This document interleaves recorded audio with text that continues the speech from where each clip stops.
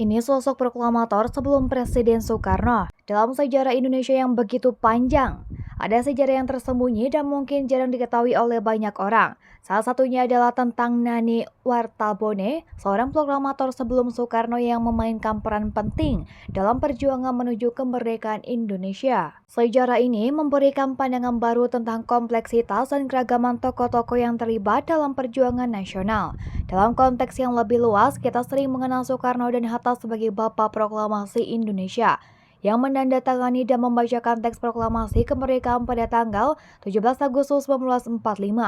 Namun lebih dari 3 tahun sebelum momen tersebut, tepatnya pada tanggal 23 Januari 1942, ada seorang pria dari Gorontalo, Sulawesi yang telah dengan berani mengumumkan kemerdekaan Indonesia. Nani Wartabone adalah nama yang mungkin belum begitu familiar di telinga banyak orang. Tetapi perannya dalam sejarah perjuangan tidak boleh dilupakan. Nani Wartabone adalah tokoh penting dalam upaya memerdekakan Indonesia dari penjajahan Jepang. Pada saat itu Indonesia masih di bawah kekuasaan Hindia Belanda yang telah diduduki oleh Jepang selama Perang Dunia II. Dalam suasana yang tegang dan penuh dengan keterbatasan, Nani Wartabone melangkah maju sebagai pahlawan yang dengan tegas mengumumkan proklamasi kemerdekaan di wilayah Gorontalo. Mereka ini merupakan bukti keberanian dan keyakinannya terhadap hak bangsa Indonesia untuk mereka. Namun sayangnya, peran besar yang dimainkan Nani Wartabone tidak selalu mendapat tempat yang sepatutnya dalam narasi sejarah. Kekaguman dan penghargaan terhadap tokoh-tokoh nasional cenderung difokuskan pada tokoh-tokoh yang lebih terkenal dan mendapatkan exposure yang lebih luas.